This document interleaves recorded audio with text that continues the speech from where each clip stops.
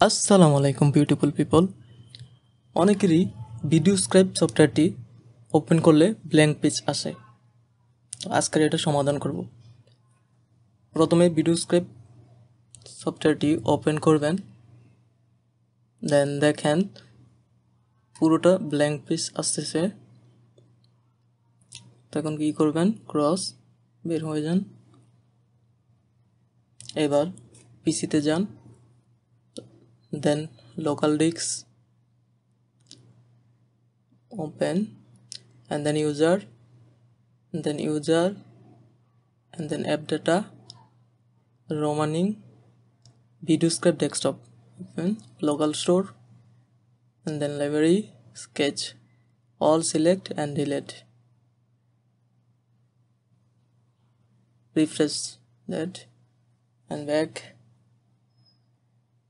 That's final result. Open this videoscribe,